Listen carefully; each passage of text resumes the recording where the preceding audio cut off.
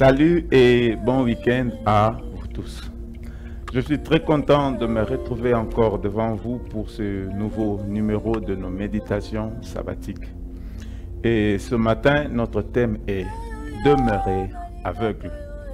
N'oubliez pas de partager autour de vous pour que d'autres personnes puissent bénéficier de cette grâce. Alors, Élie annonce la pluie et monte à la montagne afin de prier pour cela.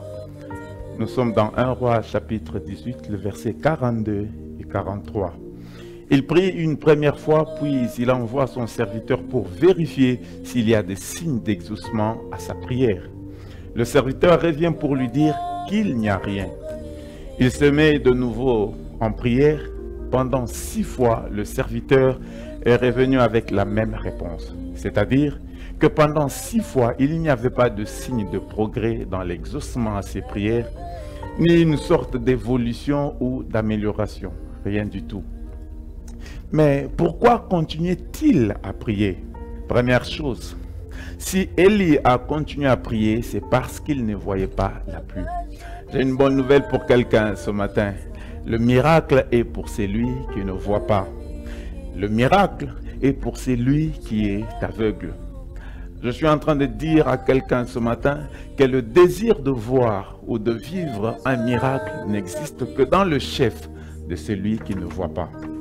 Quand celui qui prie ou demande à Dieu commence à voir, le désir de vivre le miracle cesse.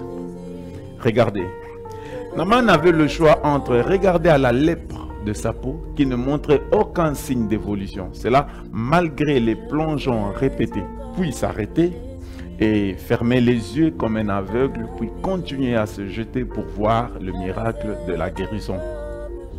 Quand Pierre a demandé à Jésus d'ordonner à ceux qu'il marche sur les eaux, Pierre avait marché parce qu'il ne voyait pas. Mais s'il s'était enfoncé, la Bible dit, mais voyant que le vent était fort, il eut peur. Bibliquement, un aveugle est un homme dépendant. C'est celui qui doit compter sur quelqu'un d'autre pour marcher, pour avancer.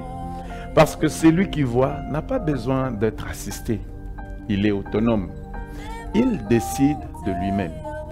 Par contre, un aveugle, même s'il heurtait une pierre en étant conduit par quelqu'un d'autre, il sait que pour sa vie, il n'y a pas mieux que de dépendre de celui qui le conduit.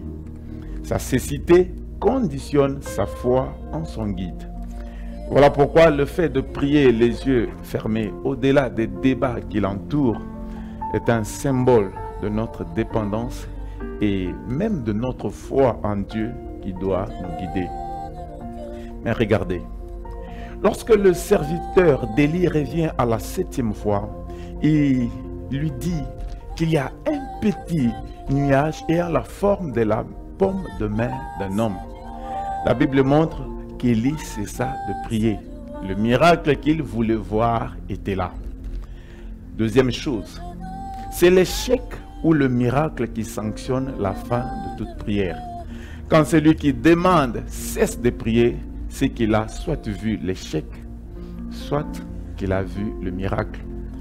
Que de fois, des gens ne se sont-ils pas relâchés dans la foi en disant « J'ai prié pendant longtemps pour mon problème sans trouver de solution. » Ils ont arrêté de prier parce qu'ils ont vu l'échec.